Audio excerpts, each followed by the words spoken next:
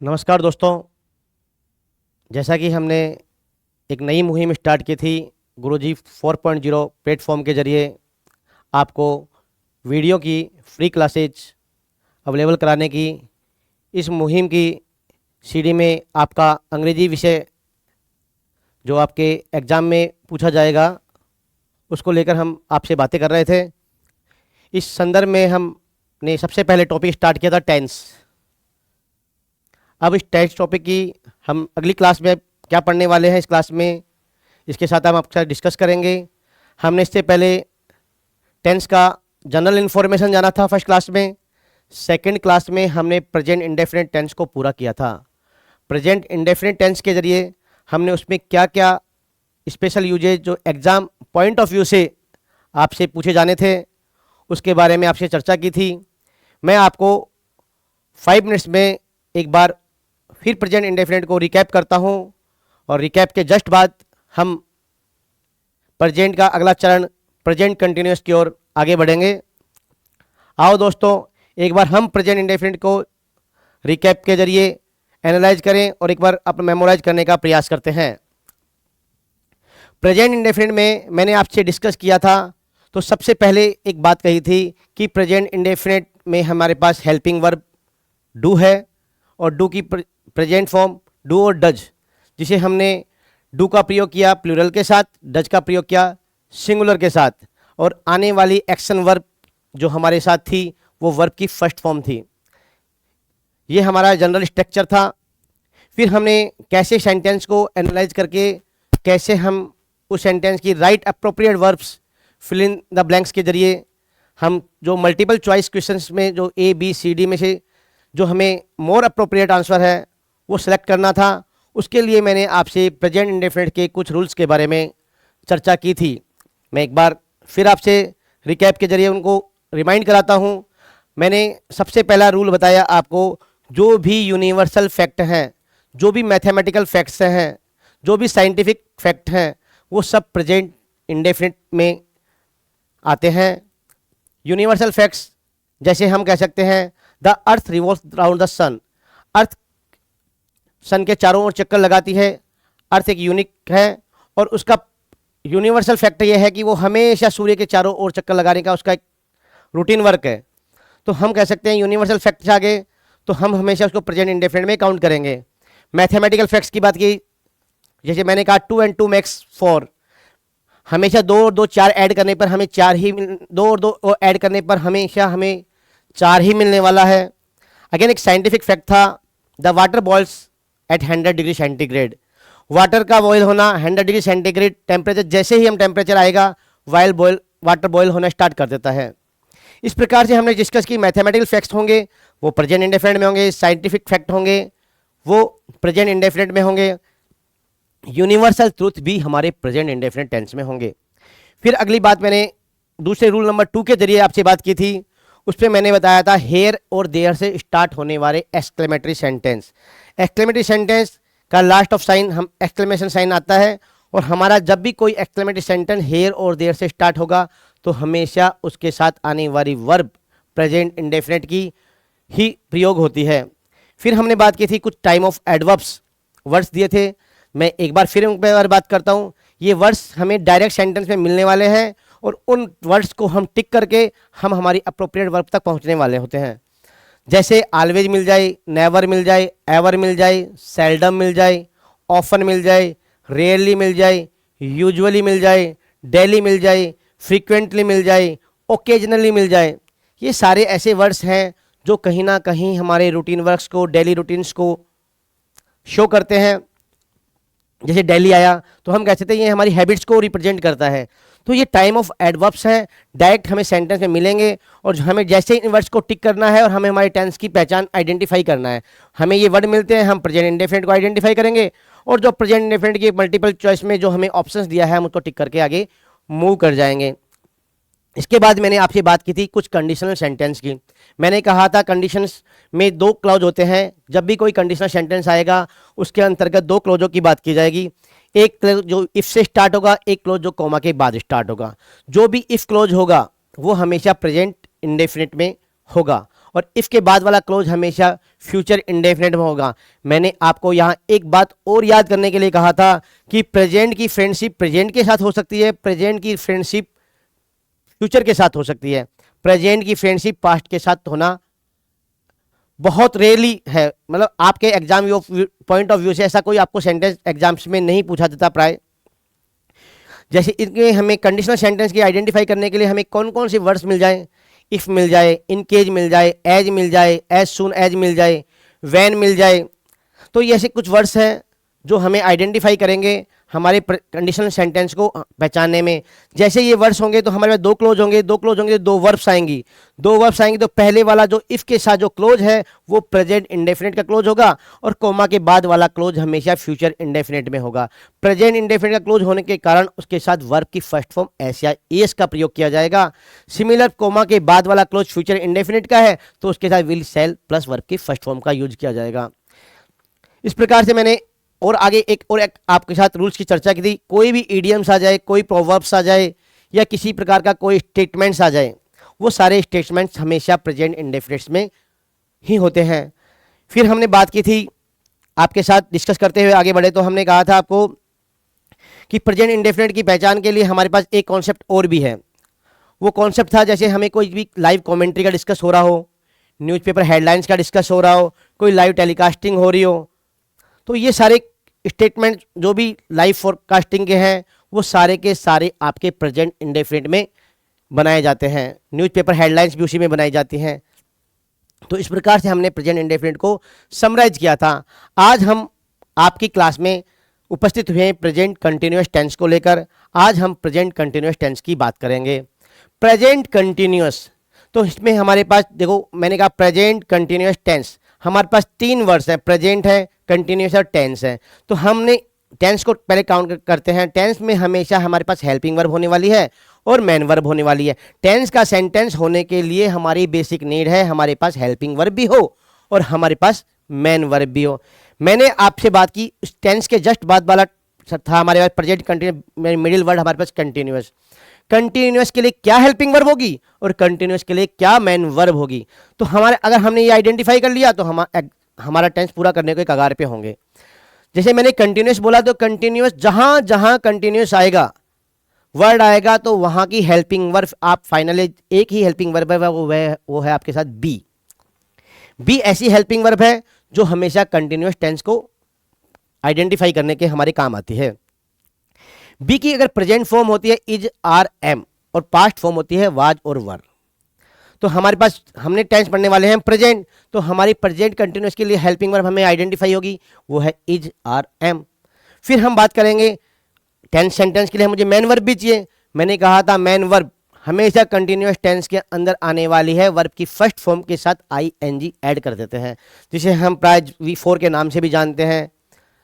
तो हमारे पास जब भी कंटिन्यूअस टेंस आएगा तो आने वाली हेल्पिंग वर्ब की फर्स्ट फॉर्म के साथ हमेशा आईएनजी ऐड होगा। हमारे पास अब एक समराइज पहुंचे हमने, हम जब भी कंटिन्यूअस टेंस की बात करेंगे तो हमें वर्ब की फर्स्ट फॉर्म प्लस आईएनजी और हेल्पिंग वर्ब के तौर पे इज, आर, एम का प्रयोग करना है। तो हमारे पास जनरल स्ट्रक्चर आ गई। सबसे पहले सेंटेंस में सब्जेक्ट आएगा, फिर हेल्पिंग वर्ब आएगी, फिर मेन वर्ब आएगी और फिर हमारे पास ऑब्जेक्ट आएगा। अब बात करते हैं हमें पता चल गया सब्जेक्ट के बाद आने वाली हेल्पिंग वर्ब का हमें आइडेंटिफाई कर लिया, इज, आर, एम आनी है। फिर हमने बात करी वर्ब की फोर्थ फॉर्म आने वाली है, वर्ब की फर्स्ट फॉर्म आईएनजी आने वाली है कंटिन्यूअस टेंस में। जैसे ही किसी वर्ब में आईएनजी लगती है तो वो किसी कार्य के कंटिन्यूटी का बोध कराती है, कार्य का कंटिन्यूअस प्रोग्रेसिव।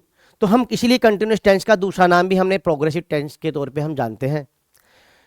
फिर बात की हमने आने वाली हेल्पिंग वर्ब, हमारे पास इज, आर, एम है। तो इज, आर, एम भी में से आपको कौन सी सिलेक्ट करनी है वो डिपेंड करता है सब्जेक्ट पर, क्योंकि हमने एक सब्जेक्ट वर्ब एग्रीमेंट टॉपिक्स में हमने बात की, उसमें मैंने आपको बताया जैसा सब्जेक्ट होगा अकॉर्डिंग टू उसकी वर्ब होगी। अगर मेरा सब्जेक्ट सिंगुलर है, यानी काउंटिंग में 1 है, तो मैं आने वाली हेल्पिंग वर्ब के तौर पर इज का प्रयोग करूंगा प्रेजेंट कंटिन्यूअस में। अगर मेरा सब्जेक्ट नाउन है तो मेरे नाउन में मेल है, फीमेल है। अगर मेल है तो मेरा सब्जेक्ट ही होगा, तो मैं मेल के अकॉर्डिंग मेरा यूनिक इज का प्रयोग करूंगा। शी है तो मैं भी इज का प्रयोग करने वाला हूं, इट के साथ भी मैं इज का प्रयोग करने वाला हूं। Because of all three he see it all counted in singular. जैसे ही मेरा सब्जेक्ट प्लूरल बनता है या दे आता है एज ए प्रोनाउन, तो मेरा हेल्पिंग वर्ब बन जाती है प्लूरल की तौर पे, आर को प्रयोग करूंगा। आई के साथ ऑलवेज मैं एम का प्रयोग करूंगा। यू और वी के साथ मैं हमेशा आर का प्रयोग करूंगा। अब मैं एक स्ट्रक्चर पे पहुंच गया हूं जो प्रेजेंट कंटिन्यूस की है। आपके पास subject plus verb is are am plus verb की first form I N G plus object. मैंने आपको आइडेंटिफाई करना बता दिया कि कैसे हेल्पिंग वर्ब को आइडेंटिफाई करना है और कैसे वहां पर जाकर मुझे कंटिन्यूस टेंस की मेन वर्ब को आइडेंटिफाई करना है। अब मैं इसके साथ आपके कुछ रूल्स के बारे में भी चर्चा करूंगा। पहले हम आओ थोड़ा सा प्रेजेंट कंटिन्यूस को समझने का प्रयास करते हैं।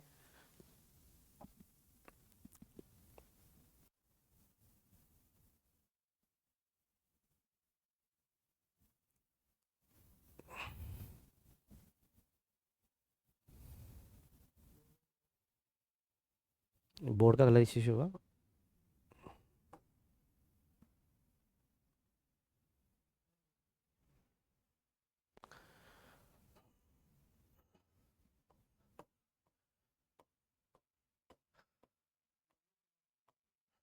ठीक,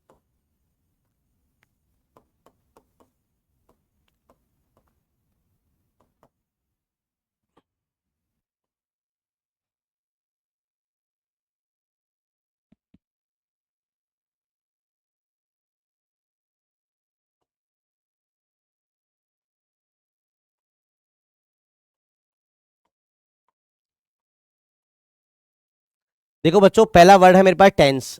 जहां जहां टेंस होगा मैंने आपसे डिस्कस की थी कि हेल्पिंग वर्ब भी होगी और मेन वर्ब भी होगी।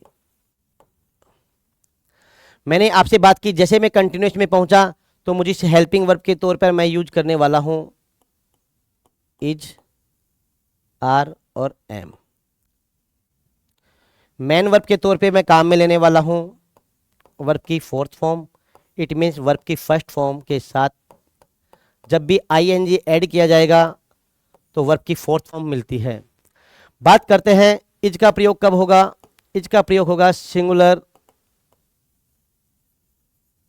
सब्जेक्ट के साथ।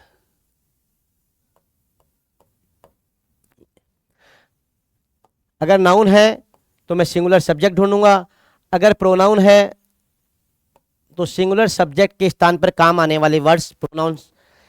मैस्कुलाइन जेंडर है ही, फेमिनाइन जेंडर है सी, न्यूटर जेंडर है it. Similar next helping verb है मेरे पास आर। आर का प्रयोग मैं प्लूरल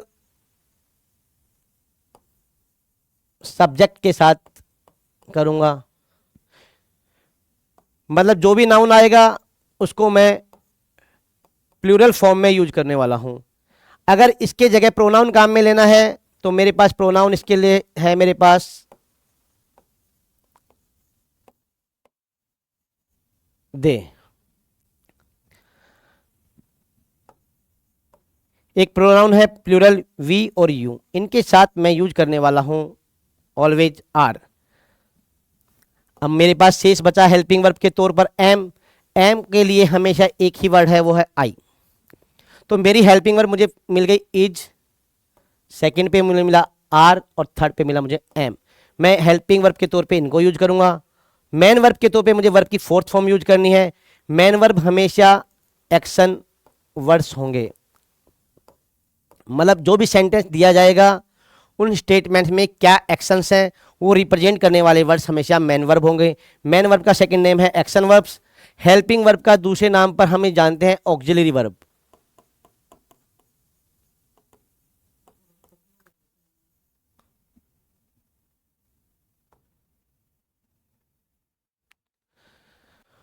ऑक्सिलरी वर्ब के तौर पे हम जानते हैं हेल्पिंग वर्ब को।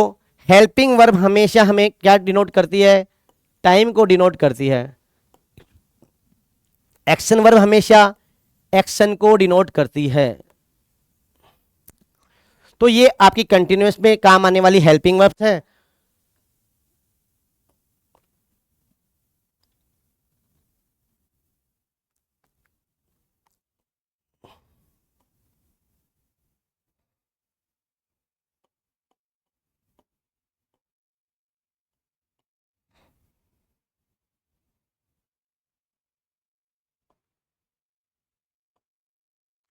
और ये आपकी मेन वर्ब्स है। इजारम एक्शन वर्ब के तौर पे आप यूज करेंगे वर्ब की फोर्थ फॉर्म। तो ये स्ट्रक्चर्स पे हम पहुंचे हैं। तो हम फाइनली इसके बाद जाते हैं। तो हमारी स्ट्रक्चर कैसी बनने वाली है? प्रेजेंट कंटिन्यूस की स्ट्रक्चर्स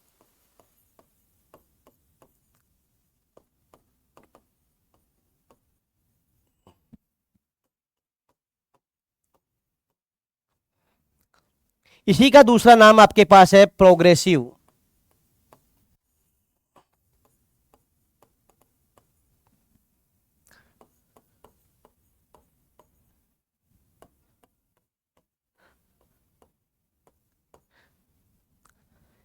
इसको कंटिन्यूस क्यों बोला और इसमें को प्रोग्रेसिव क्यों बोला? इसका मतलब है कि आप ये नोट करें कि इसमें जो एक्शन होगा वो रनिंग होगा या कंटिन्यू होगा, इसलिए इसका नाम रखा गया कंटिन्यूस या प्रोग्रेसिव।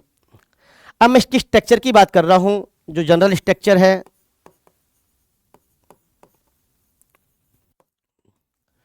सबसे पहले सेंटेंस अगर मेरा डिक्लेरेटिव है तो मैं यूज करूंगा सब्जेक्ट को। सब्जेक्ट के बाद मैं यूज करने वाला हूं हेल्पिंग वर्ब को। हेल्पिंग वर्ब की याद करने वाला हूं मैं मेन वर्ब, जिसे बोलते हो आप मेन वर्ब। उसके बाद यूज करने वाला हूं मैं ऑब्जेक्ट को। अब मेरा सब्जेक्ट डिसाइड करता है कि उसके साथ कौन सी हेल्पिंग वर्ब आने वाली है, और मेरे पास कंटिन्यूस की हेल्पिंग वर्ब है इज, आर और एम। तो मैं कह सकता हूं सब्जेक्ट आएगा, सब्जेक्ट का इज आर एम आएगा। मेन वर्ब के तौर पे मैं काम में लेने वाला हूं मेन वर्ब की fourth form. It means verb की फर्स्ट फॉर्म के साथ मैं आई एन जी एड कर रखूंगा और मेरा हो जाएगा ऑब्जेक्ट या एनी जो भी और भी कुछ दिया है तो आपके साथ उसके साथ डिस्कस करेंगे। ये मेरी स्ट्रक्चर है डिक्लेरेटिव सेंटेंस, जिसे आप अफर्मेटिव के नाम से जानते हो। अगर इसी सेंटेंस को अगर मैं नेगेटिव फॉर्म में मानूं तो मेरा नेगेटिव बनाने के लिए मुझे मेरा सब्जेक्ट आएगा, सब्जेक्ट के बाद मेरा इज, आर, एम आएगा और नोट आएगा और वर्ब की फोर्थ फॉर्म आएगी एंड ऑब्जेक्ट आएगा। एक चीज बात नोट करो बच्चों कि ये नोट की जगह कहाँ है। तो ये याद रखिए कि जब भी नोट आएगा वो मेन वर्ब से जस्ट पहले आएगा। देखो अभी आपके यहाँ दो पोजीशन है, हेल्पिंग वर्ब के बाद नोट आएगा या मेन वर्ब के पहले नोट आएगा। तो आप अपना जनरल इंफॉर्मेशन में अपनी मेमोरी में स्टोर कीजिए, हमेशा नोट हमेशा मेन वर्ब से पहले आएगा। टेंस में हमेशा नोट मेन वर्ब की के साथ अटैच होगा, लगा होगा। जैसे मैं इसकी इंट्रोगेटिव, ये है हमारी नेगेटिव स्ट्रक्चर।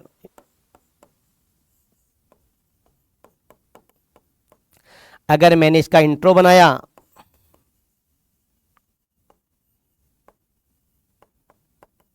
तो मेरी स्ट्रक्चर आ गई सब्जेक्ट पहले, फिर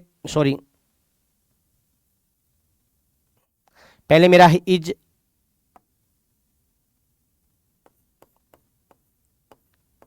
आर एम,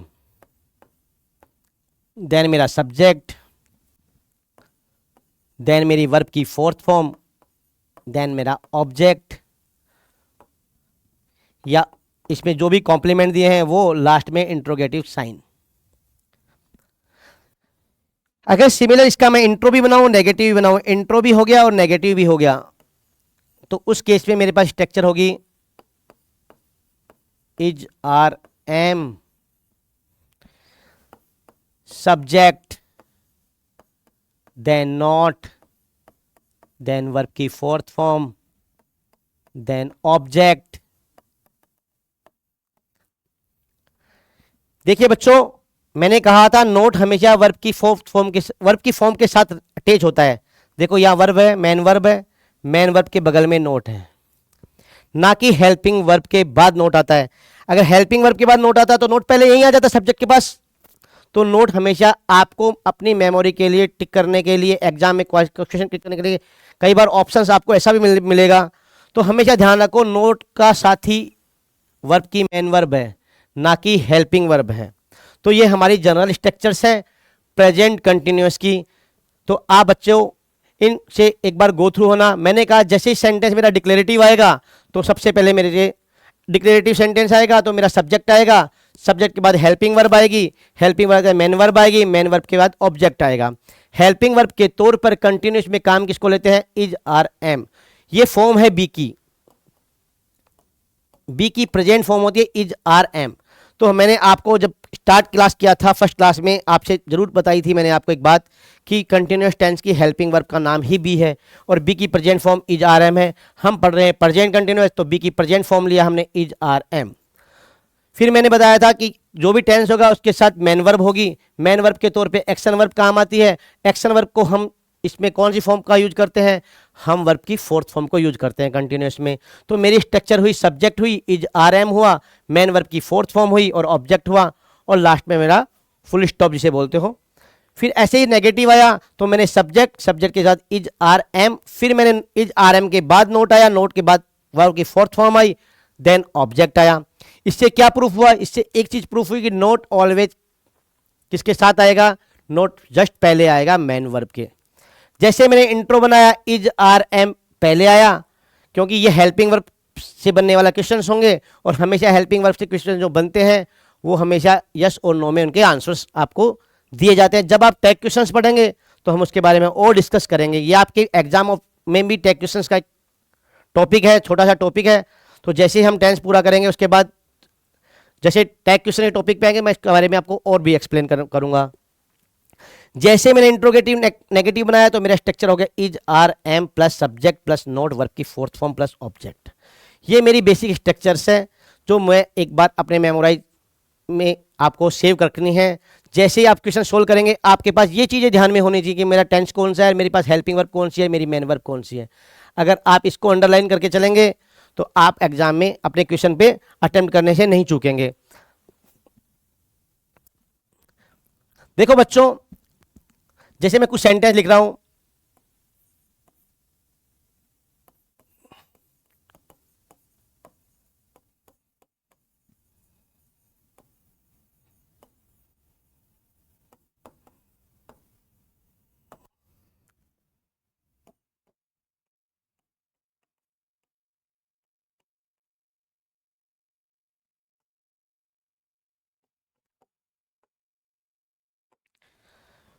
आपके सामने मैंने दो सेंटेंस लिखे, हरीश इज प्लेइंग फुटबॉल, एक मैंने लिखा हरीश प्लेज फुटबॉल।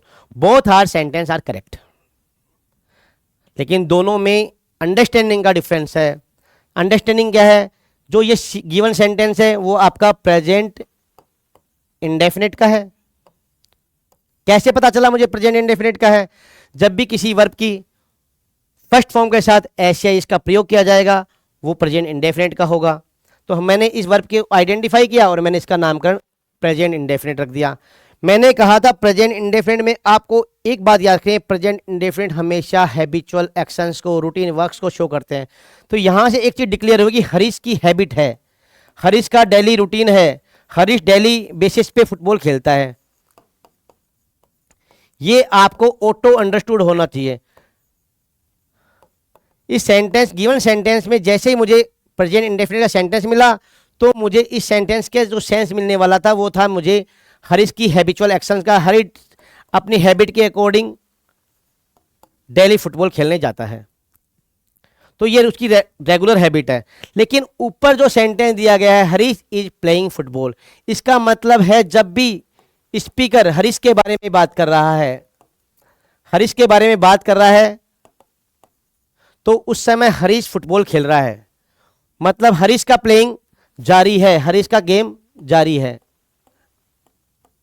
जब स्पीकर ने बोला तो हरीश का गेम चालू है, मतलब हरीश उस समय फुटबॉल खेल रहा है। जब स्पीकर ने स्टेटमेंट दिया है, किसी को हरीश के बारे में बताया, तो हरीश उस समय अपने गेम पर है। तो जब भी कंटिन्यूस टेंस आएगा उसमें जो एक्शन था प्ले, प्ले की फोर्थ फॉर्म बनी प्लेइंग, तो जैसे ही प्लेइंग बनती है तो और कंटिन्यूस में आता है तो मैं ये कह सकता हूं कि यहां पर एक्शन जब भी स्पीकर बोल रहा होगा उस समय एक्शन आपका जारी रहेगा। तो आपका कंटिन्यूस टेंस में एक बात ध्यान रखने की बात यही है कि इसमें हमेशा और हमेशा एक्शन जब स्पीकर बोल रहा होता है या किसी से के बारे में किसी को स्टेटमेंट दे रहा होता है उस समय वो अपने काम पर जिसके बारे में चर्चा कर रहा है वो उस एक्शन पर प्रोग्रेसिव है या कंटिन्यूसली एक्शन पर चल रहा है। तो हमें इस सेंटेंस में और इस सेंटेंस में दोनों में अंतर यही है, या मुझे हैबिट का अंदाजा हुआ जैसे फर्स्ट फॉर्म देखी, और जैसे मैंने प्लेइंग देखा तो मेरे को आइडिया लगाया कि ये हरीश का गेम अभी चालू है। आओ बच्चों एक एग्जांपल पे और डिस्कस करते हैं हम लोग।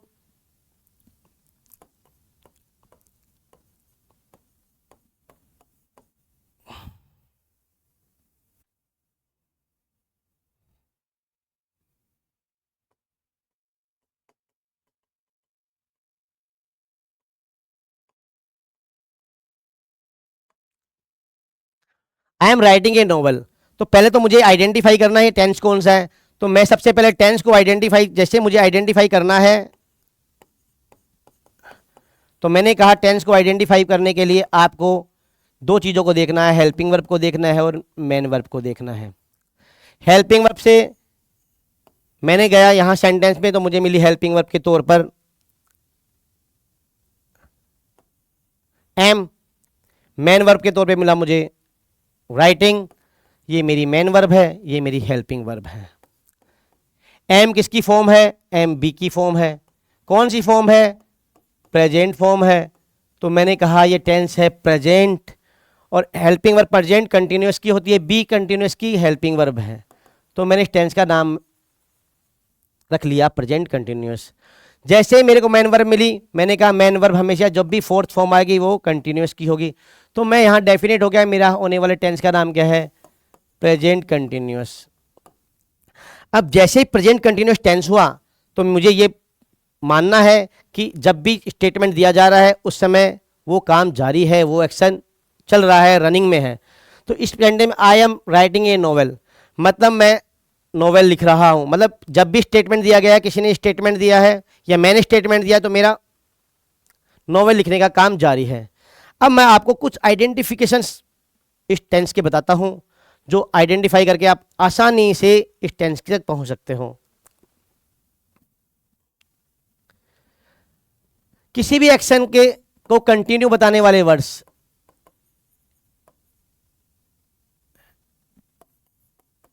एक्शन की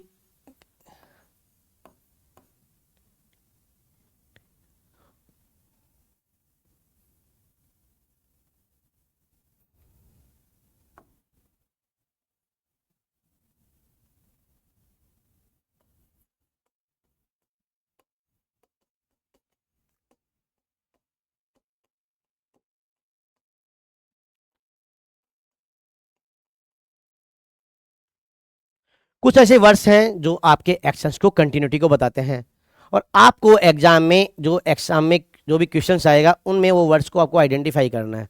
जैसे मैं बात करता हूँ नाउ की, नाउ का मतलब होता है अब, और जब भी नाउ आएगा इट मीन्स एक्शन का जारी है। ऐसे मैंने एक वर्ड लिखा नाउ ए डेज, नाउ ए डेज का मतलब होता है आजकल। ये वर्ड भी ऐसा है जो मुझे रिप्रेजेंट करेगा मेरे एक्शन की कंटिन्यूटी को।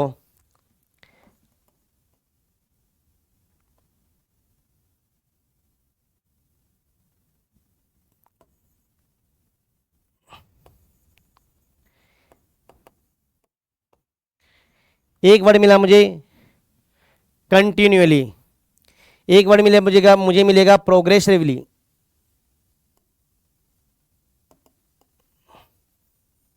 तो इस वर्ड से मुझे आइडिया लग गया कि ये मेरे सारे के सारे एक्शन के कंटिन्यूटी को बताते हैं।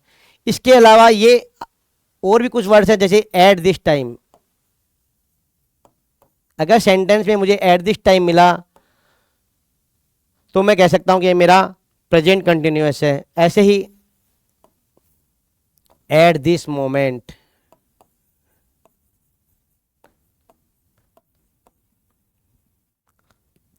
तो ये कुछ हमें आइडेंटिफाई करने के लिए वर्ड्स हैं, जैसे नाउ, नाउ ए डेज मिला, कंटिन्यूअली मिला, प्रोग्रेसिव मिला, एट दिस टाइम मिला, एट दिस मोमेंट मिला।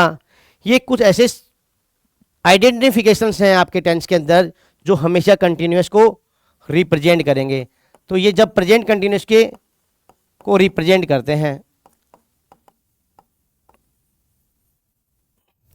और जब प्रेजेंट कंटिन्यूस को रिप्रेजेंट करेंगे तो मेरे पास हेल्पिंग वर्ब के तौर पे मैं is are am fill in the blanks में इज आर एम के साथ मेन वर्ब देखूंगा तो वर्ब की फर्स्ट फॉर्म आईएनजी मुझे मिलेगी। तो मुझे अपने टिक करने के लिए ये जरूरत है। तो जब भी आपको नाउ मिले सेंटेंस में, नाउ ए डेज मिले, कंटिन्यूली मिले, प्रोग्रेसिवली मिले, एट दिस टाइम मिले, एट दिस मोमेंट मिले, तो आप ये जस्टिफाई कर सकते हो कि कहीं ना कहीं स्टेटमेंट में एक्शंस का कंटिन्यूटी है। एक्शन स्टेटमेंट जब भी स्पीकर दे रहा है उस समय एक्शन चालू है। तो ये हमें इंडिकेटर है, ये हमारे कंटिन्यूस के इंडिकेटर्स हैं। तो ये हमारे कुछ इंडिकेटर को आप नोट कर लीजिएगा, ताकि आपको जब भी एग्जाम में ऐसे वर्ड्स मिलते हैं किसी सेंटेंस में और आपको एमसीक्यूज में ऑप्शंस मिल जाते हैं, तो हम अप्रोप्रिएट के लिए प्रेजेंट कंटिन्यूस को टिक करेंगे और ऑप्शन में हमें is are am plus verb की फर्स्ट फॉर्म आईएनजी जरूर मिलेगी और हमारा अप्रोप्रिएट आंसर वही होगा। तो आपको वहां से वो टिक करके आगे बढ़ना है। इसके बाद मैं कंटिन्यूस में, जब मैंने आपको प्रेजेंट इंडेफिनिट बताया था,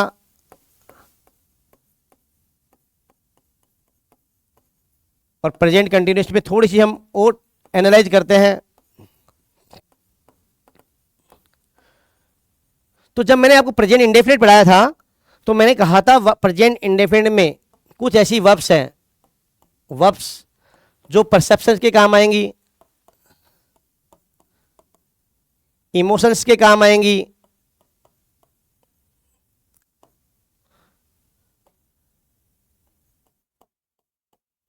पजेजिंग के काम आएंगी। कुछ ऐसी वर्ब्स होंगी जो परसेप्शंस को रिप्रेजेंट करेंगी, इमोशंस को रिप्रेजेंट करेंगी, पजेजिंग को रिप्रेजेंट करेंगी। वो वर्ब का कभी भी कंटिन्यूअस फॉर्म नहीं होता है। इन वर्ब्स का क्या नहीं होता? कंटिन्यूअस फॉर्म नहीं होता। इट मीन्स इन वर्ब के साथ कभी भी आई एन जी का प्रयोग नहीं होगा, चाहे आपका सेंटेंस जो ना एक्शन के कंटिन्यूटी को बता रहा हो। तो हमेशा ये ध्यान रखने वाली बात है, ये वर्ब हमेशा जब कंटिन्यूस का रिप्रेजेंटेशन नहीं होगा तो होने वाली वर्ब का आंसर प्रेजेंट इंडेफिनिट में होगा। तो हम उन वर्ब्स की लिस्ट को मैं आपके साथ डिस्कस करूंगा जो प्रेजेंट कंटिन्यूस में यूज नहीं होती। जब भी आपको ये मिलेंगी प्रेजेंट इंडेफिनिट में मिलेंगी या प्रेजेंट परफेक्ट में मिलेंगी। मैं जैसे ही प्रेजेंट परफेक्ट और प्रेजेंट परफेक्ट कंटिन्यूस पढ़ाऊंगा तो मैं आपके साथ दोबारा इस पॉइंट पर वापस आऊंगा, वहां भी मैं आपको एक्सप्लेन करूंगा कि मेरा प्रेजेंट परफेक्ट कंटिन्यूस टेंस क्यों नहीं है और प्रेजेंट परफेक्ट क्यों है। तो जब भी आपको अगला टॉपिक, जब मैं अगली क्लास में, हम एक या दो क्लास में इस टॉपिक्स पे आएंगे तो यहाँ मैं आपसे डिस्कस भी करूंगा। फिलहाल हम बात कर रहे हैं प्रेजेंट कंटिन्यूस और प्रेजेंट इंडेफिनिट की। तो मैंने कहा कुछ ऐसी वर्ब्स हैं जिनकी कंटिन्यू फॉर्म नहीं बनती है, मतलब वर्ब की फर्स्ट फॉर्म का क्रिएशन नहीं होता। जब वर्ब की फोर्थ फॉर्म नहीं बनता तो ऐसी वर्ब के साथ, इन वर्ब के साथ, परसेप्शन वाली वर्ब के साथ, थिंकिंग वाली वर्ब के साथ, पजेजिंग वाली वर्ब के साथ और इमोशंस वाली वर्ब के साथ आईएनजी नहीं लगेगा। और आईएनजी नहीं लगने के कारण इनका कभी भी कंटिन्यूअस टेंस में यूज नहीं होगा।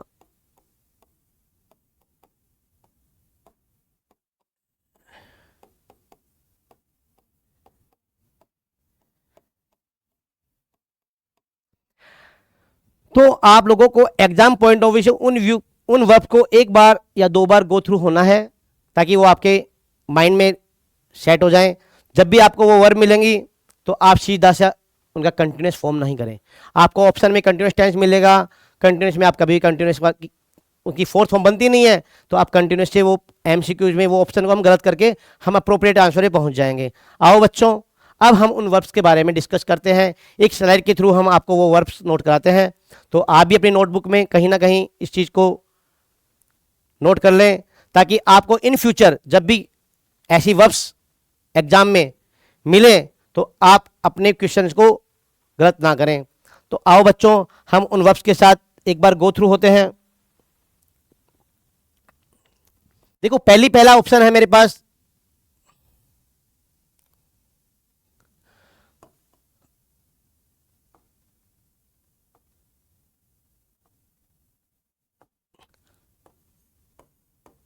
Verbs of perception. बच्चों एक बात और बताना, मैं आपसे थोड़ा सा स्किप हो गई, वो है ये कि हमारी वर्ब, ये जो परसेप्शन वाली वर्ब्स हैं, ये वर्ब्स हमारी स्टेटिव वर्ब्स हैं। परसेप्शन वाली वर्ब को स्टेटिव वर्ब्स के तौर पर काउंट किया जाता है। जो वर्ब्स स्टेटिव होती हैं मीन्स वो परमानेंट हैं, फिक्स्ड हैं।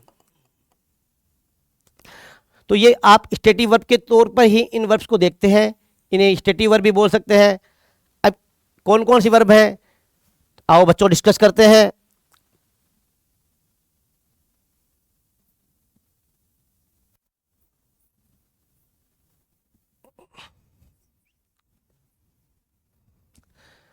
देखो पहला मैंने टॉपिक लगाया वर्ब्स ऑफ परसेप्शन। ये सारी की सारी वर्ब कैसी है, स्टेटिव है। स्टेटिव है मतलब स्थायी है, फिक्स्ड है, इनका कभी कंटिन्यूअस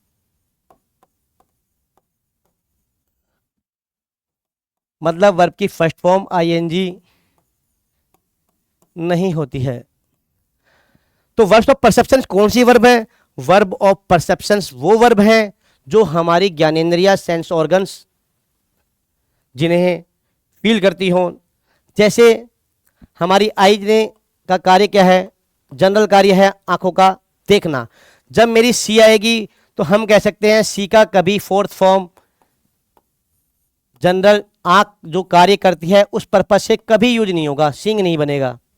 ऐसे ही मेरी दूसरी वर्ब आई, हमारी टंग का काम करना है स्मेल लेना, तो स्मेल स्मेल हमारा नोज करता है, तो नोज जब स्मेल करता है तो हमारा स्मेलिंग कभी भी फोर्थ फॉर्म नहीं होगा। जब भी कोई नोज का कार्य आएगा, नोज का एक्शंस आएगा, तो जनरल सेंस में स्मेलिंग नहीं बनेगी। ऐसे ही मेरी टंग का काम है टेस्ट करना, तो टेस्ट का टेस्टिंग कभी नहीं बनेगा। इसके अलावा हमारा जो स्किन है उसका काम है फील करना, स्किन का काम है फील करना। जब भी स्किन कोई फीलिंग लेगी तो हम स्किन के फील के अर्थ में फीलिंग का यूज नहीं करेंगे। तो हमारे को ध्यान रखने वाली बात है, कभी फील की फोर्थ फॉर्म फीलिंग नहीं बनेगी। हम कई बार देखते हैं हम यूज करते हैं तो हम बोलते हैं I am feeling now, better now, तो हम उस समय हमारे स्किन का बहुत जो कार्य है उसके आधार पर उसकी चर्चा नहीं कर रहे हैं, क्योंकि जो स्किन के आधार पर चर्चा होगी वो परसेप्शन होगा, और स्किन का परसेप्शन है फील करना, तो ये जनरल सेंस है फीलिंग, तो वहाँ फोर्थ फॉर्म क्रिएट नहीं होती है। नेक्स्ट आपके साथ है आपका हियर। हियर का काम क्या है आपका, ईयर का काम है हियर करना, और इसकी भी फोर्थ फॉर्म हियरिंग नहीं होती है। कई बार देखते हो आप कोर्ट के केसेस में कि साहब जज साहब उस केस को हियर कर रहे हैं, हियरिंग कर ले रहे हैं उसकी, तो वहां जज साहब हियरिंग का मतलब सुनना ना होकर कोई सुनवाई है, वहां सुनवाई है, जज साहब जो सुनवाई कर रहे हैं वो अलग सेंस है, ना कि हमारे जो ईयर जो काम करते हैं वो अपने ईयर से लोगों की सुनवाई थोड़ी कर रहे हैं, वो तो उस केस के मैटर को सुन रहे हैं। तो जो जनरल सेंस अलग होता है। तो ध्यान रखने वाली है वर्ब्स ऑफ परसेप्शन हमारी कितनी है, 5 है। ये परसेप्शन और वर्ब सारी की सारी हमारे सेंसरी ऑर्गन से रिलेटेड होती हैं। तो आप जैसे सेंसरी ऑर्गन अगर आपको याद है तो आप उनके कार्य, जिस कार्य के लिए वो सेंसरी ऑर्गन जाने जाते हैं, उनसे बनने वाले जितने भी एक्शंस हैं वो हमारे वर्ब्स ऑफ परसेप्शन के अंतर्गत आते हैं। जैसे सी, स्मेल, टेस्ट, फील, हियर। तो आप ये नोट कर लो कि वर्ब ऑफ परसेप्शन में कौन कौन सी वर्ब है, सी, हियर, टेस्ट, स्मेल, हियर। इनकी फोर्थ फॉर्म जनरल सेंस के तौर पर कंटिन्यूअस में कभी आपको देखने को नहीं मिलेंगी। नेक्स्ट बात करते हैं हम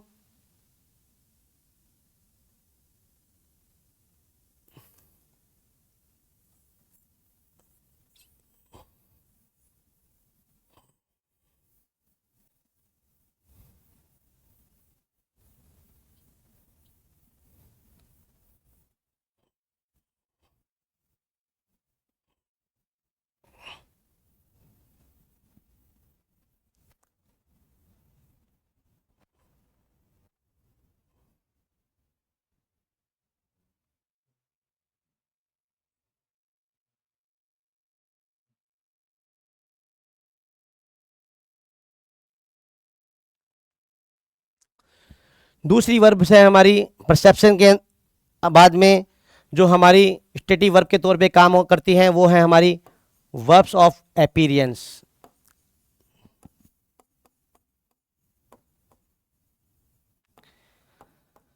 वर्ब्स ऑफ अपीयरेंस के अंतर्गत हमारी कुछ वर्ब्स हैं, जैसे मैंने एक बात की, एक वर्ब है लुक। तो जनरल सेंस में लुकिंग नहीं बनता है।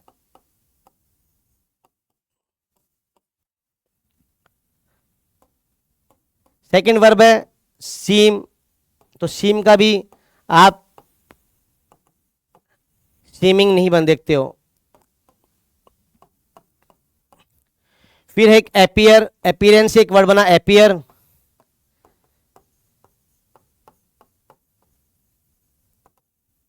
तो एपियरिंग आपको टेंस के अंतर्गत नहीं देखने को मिलेगी। फोर्थ वर्ब है रिजेंबल। रिजेंबल का मतलब होता है प्रतीत होना, सिमिलर, प्रतीत होना।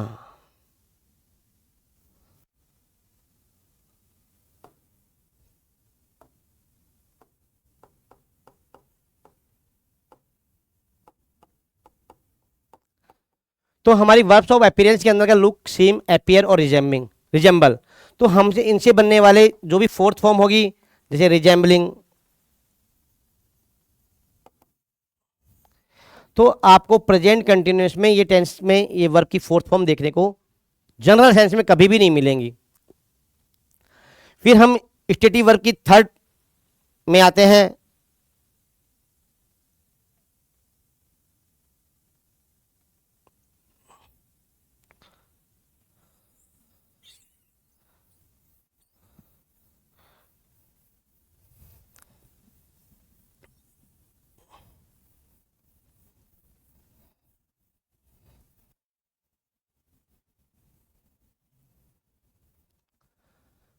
तो फर्स्ट में हमने पढ़ा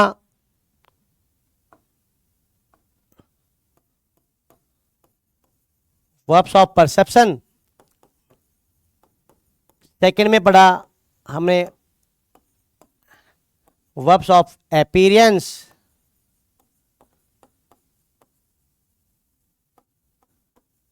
अब बात करते हैं हम इमोशंस को रिप्रेजेंट करने वाले कुछ एक्शंस वर्ड, जैसे वांट है, डिजायर है, केयर है, admire, fear, refuse, like, hate, love, hope. तो ये कुछ ऐसे वर्ड्स हैं जो कहीं ना कहीं एक ह्यूमन नेचर के इमोशंस को रिप्रेजेंट करते हैं।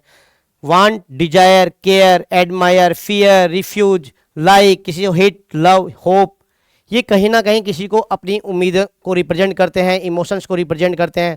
तो ऐसी जो भी वर्ड्स हैं जो हमारे एक्शन वर्ड्स हैं, तो ये एक्शन वर्ड्स हमेशा हमारे प्रेजेंट इंडेफिनिट में प्रयोग होते हैं, ना कि प्रेजेंट कंटिन्यूअस में। चाहे वो सेंस कई बार आपको कंटिन्यूअस का सेंस भी देंगे। आप जब भी आप हिंदी उसका रूपांतरण देखेंगे तो आपको फील आएगी कि वो कंटिन्यूअस का टेंस है, लेकिन आपको अपने नोट में रखना है कि इन वर्ब्स के साथ तो आईएनजी लगता नहीं है। जब आईएनजी नहीं लगता तो मैं इनके साथ हमेशा क्या नहीं करूंगा, कंटिन्यूअस टेंस का प्रयोग नहीं करूंगा। तो ऐसी वर्ब्स मुझे याद रखनी है जो कंटिन्यूअस को में नहीं बनती हैं। तो हमारी ऐसी वर्ब थर्ड ऑप्शन पे आ गया इमोशंस। इमोशंस के अंदर आने वाली वर्ब हो गई हमारी want, desire, care, admire, refuse, like, hate, love, wish. काफ़ी सारी वर्ब्स हैं जी। तो आपको इनको कम से कम इन कुछ वर्ब्स को तो आपको अपने नोटबुक में मेंशन करके रखना है।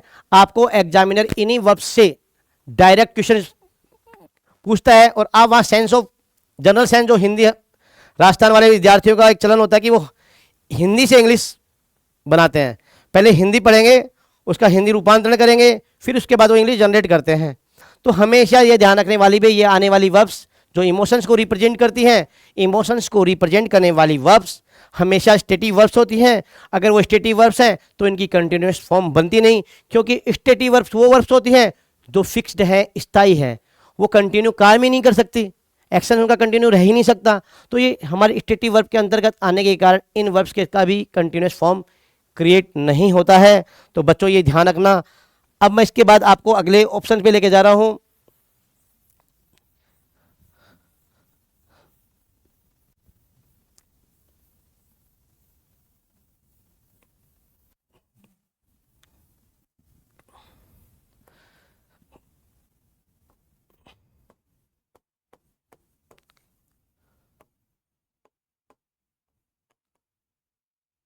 फिर हमारा फोर्थ आ गया वर्ब्स ऑफ थिंकिंग।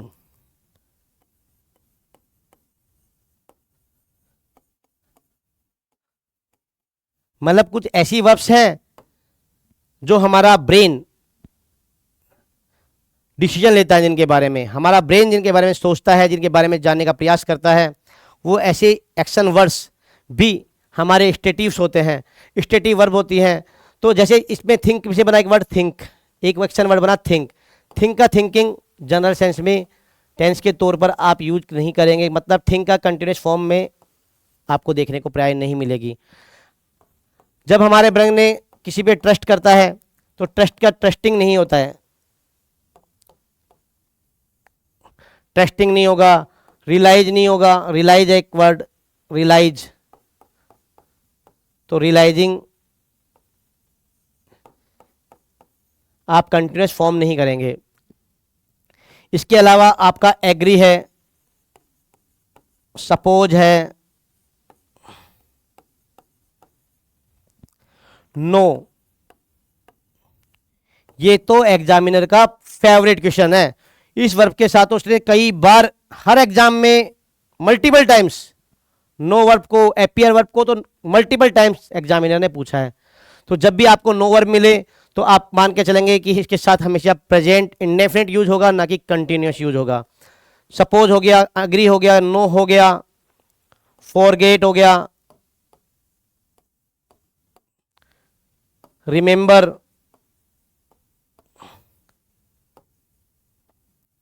ये सारी वर्ड्स हैं जो आपको स्टेटिव वर्ब के तौर पर देखने को मिलती हैं। मैं रिपीट करता हूं, agree, suppose, know, forget, remember, think, trust, realise, consider,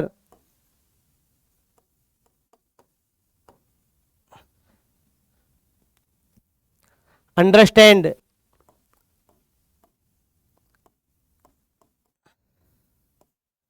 तो जब भी आपका टेंस के साथ इज आर एम इनके साथ प्रयोग करता हुआ दिखाई दे टेंस में, तो आप मान के चलना कि वहां कोई ना कोई एग्जामिनर आपको डिसीव करने का प्रयास कर रहा है, क्योंकि इज आर एम का प्रयोग इनके साथ होगा नहीं, वर्ब की फोर्थ फॉर्म इनकी बनती नहीं है, क्योंकि ये है स्टेटिव वर्ब्स। अब मैं अगली आपको लेके जा रहा हूं वर्ड्स ऑफ पोजेशन।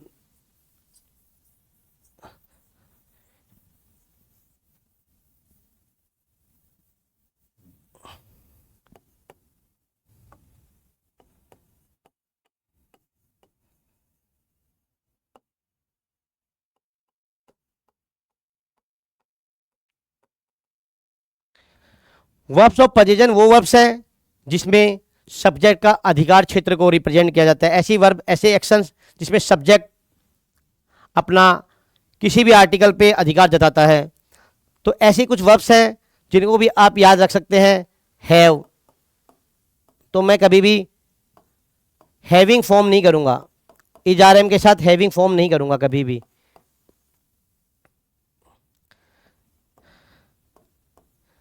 पजेज से बना एक वर्ड पजेज, तो ये भी फॉर्म नहीं होता है। कंटेन, कंटेन का मतलब ही होता है रखना। बिलोंग,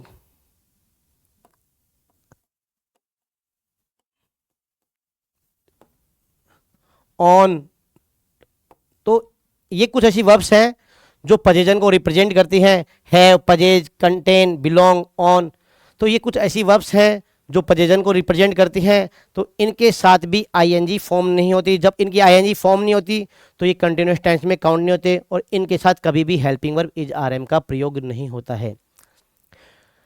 तो आज हमने जाना प्रेजेंट कंटिन्यूस, प्रेजेंट कंटिन्यूस का प्रयोग, कैसे आपको एग्जाम में इसको टिक करना है, कैसे उसमें क्या हेल्पिंग वर्ब प्रयोग होनी है, कौन सी मेन वर्ब आएगी, सेंटेंस की फॉर्मिंग कैसे होगी, स्ट्रक्चर्स कैसे होंगे। इसके बाद हमने उसके कुछ स्पेशल यूज समझने का प्रयास किया, कौन कौन से वर्ड्स हैं जो टाइम ऑफ एडवर्ब के कारण हम उनको आइडेंटिफाई कर सकते हैं। फिर मैंने आपके साथ स्टेटिव वर्ब्स की बातें की। स्टेटिव वर्ब्स हमेशा प्रेजेंट इंडेफिनिट को रिप्रेजेंट करते हैं, कभी उनके कंटिन्यूस फॉर्म नहीं होते हैं। तो फाइनली मैं क्लास को समराइज करता हूं। आज हमने स्टार्ट किया था present continuous tense. Present continuous tense के अंतर्गत हमने स्ट्रक्चर, सबसे पहले स्ट्रक्चर्स को पढ़ने का प्रयास किया। स्ट्रक्चर्स में मैंने कहा जहाँ टेंस वर्ड है वहाँ हेल्पिंग वर्ब भी होगी और पक्का मेन वर्ब भी होगी। फिर मैंने बोला कंटिन्यूस है तो कंटिन्यूस की हेल्पिंग वर्ब का नाम है बी और मेन वर्ब का नाम है फोर्थ फॉर्म। फिर मेरे टेंस का नाम था प्रेजेंट कंटिन्यूस टेंस। जैसे प्रेजेंट आया तो मुझे बी की प्रेजेंट फॉर्म बनानी थी, तो प्रेजेंट की बी की प्रेजेंट फॉर्म बनाई तो मुझे मिला इज आर एम। तो अब मेरी स्ट्रक्चर बहुत क्लियर होगी। मेरे पास प्रयोग होने वाली हेल्पिंग वर्ब का नाम इज आर एम है और मेन वर्ब जो प्रयोग होगी वो है वर्ब की फोर्थ फॉर्म, मतलब वर्ब की फर्स्ट फॉर्म में या बेस फॉर्म में मैं जब भी आईएनजी ऐड करूंगा मुझे वर्ब की फोर्थ फॉर्म मिल जाएगी। फिर मैंने स्ट्रक्चर्स की बात की। अगर सेंटेंस मेरा अफर्मेटिव है तो सबसे पहले सब्जेक्ट आएगा, उसके बाद मेरी हेल्पिंग वर्ब आएगी। हेल्पिंग वर्ब के तौर पे मैं इज आर एम का प्रयोग करूंगा। फिर मेरी मेन वर्ब आएगी, मेन वर्ब के तौर पे मैं वर्ब की फोर्थ फॉर्म का प्रयोग करूंगा। फिर मैं मेरे ऑब्जेक्ट का प्रयोग करूंगा। मैंने कहा सब्जेक्ट मेरा नाउन या प्रोनाउन बनेगा। नाउन मेरा अगर सिंगुलर है या नाउन सिंगुलर है और सिंगुलर के स्थान पे आने वाले प्रोनाउंस ही सी इट है तो मैं आने वाली हेल्पिंग वर्ब को डेफिनेट करता हूं, वो है इज। मैंने कहा अगर मेरा सब्जेक्ट प्लूरल है या मेरा प्लूरल प्रोनाउन है तो मैं जाऊंगा आर के साथ। जैसे मेरे यू मिलता है आर, वी मिलता है आर, दे मिलता है तो आर हेल्पिंग वर्ब होगी। प्लूरल नाउन्स आ गया तो भी मेरी हेल्पिंग वर्ब्स आर होने वाली है। ओनली एंड ओनली आई के साथ मैं हेल्पिंग वर्ब के तौर पे एम को यूज करूंगा। फिर मेरी अब स्ट्रक्चर डिफाइन हो गई, subject is are am plus verb की फोर्थ फॉर्म प्लस ऑब्जेक्ट।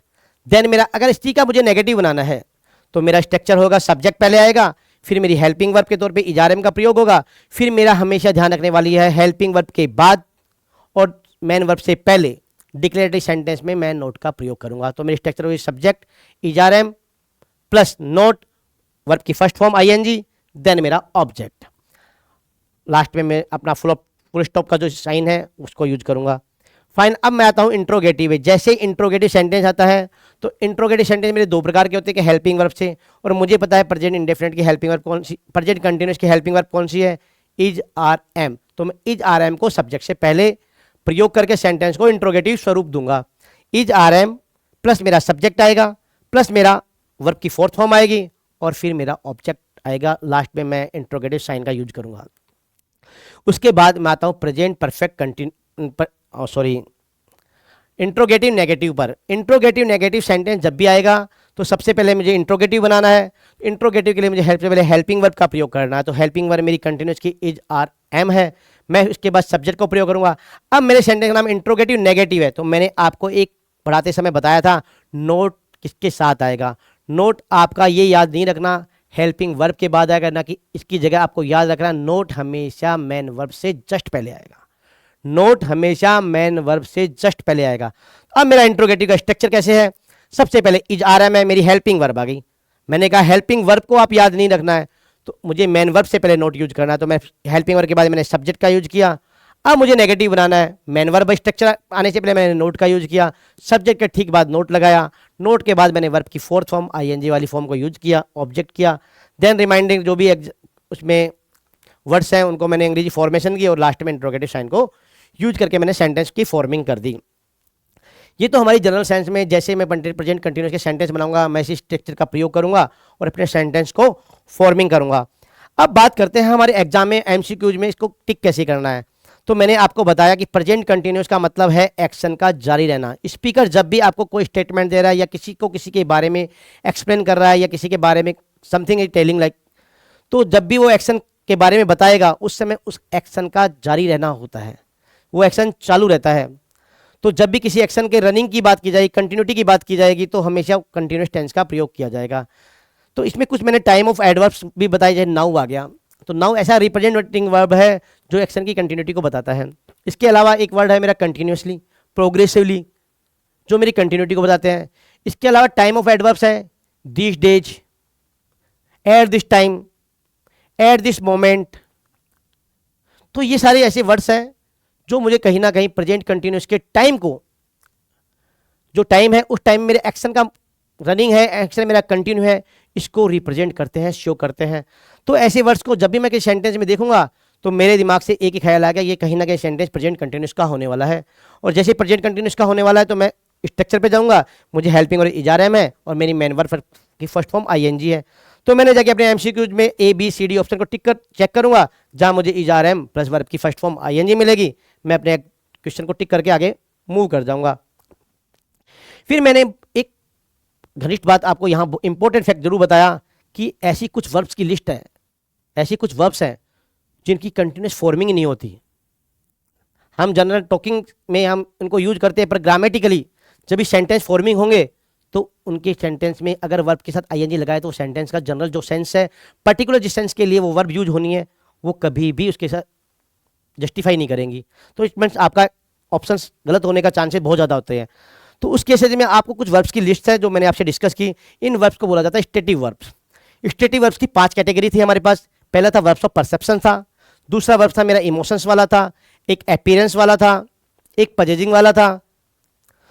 तो ये हमारे ऐसे कुछ लिस्टिंग थी। इनके अंदर कुछ उसी वर्ब्स के बारे में मैंने आपसे, जो एग्जामिनर मोस्ट प्रोबेबली जिन पे ज़्यादा था एग्जामिनर की फोकस होता है, उन वर्ब्स के बारे में मैंने डिस्कस भी किया। जैसे मैंने बात की आपके verbs of perception. Verbs of perception वो वर्ब्स हैं जो हमारी सेंसरी ऑर्गन यानी ज्ञानेंद्रियां जिनके द्वारा एक्शंस को फील करती हैं। नोज का काम है स्मेल करना, ईयर का काम है हियर करना, आई का काम है सी करना, टंग का काम है टेस्ट करना।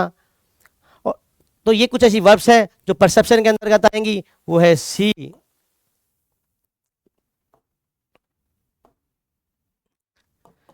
हियर, टेस्ट, स्मेल और फील। ये सारे हमारी 5 ज्ञानेंद्रियां हैं। पांचों की पांचों ज्ञानेंद्रियां इनके बारे में हमें, इनके बारे में नॉलेज इन्फॉर्मेशन शेयर करती हैं।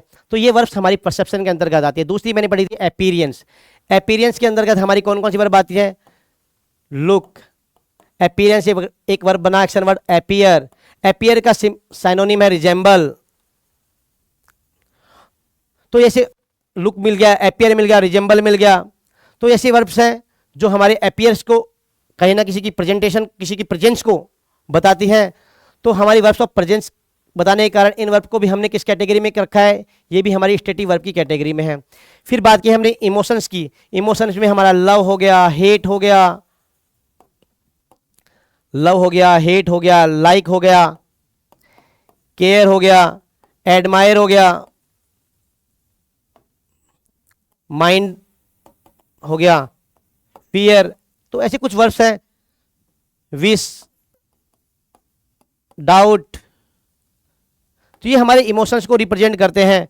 तो ऐसे इमोशंस को रिप्रेजेंट करने वाले जो एक्शन वर्ब्स हैं, इनके साथ भी आपको ध्यान रखना है कि आईएनजी की फॉर्मिंग नहीं होती।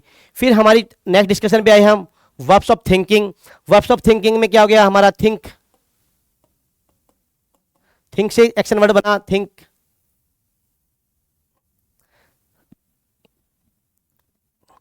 थिंक,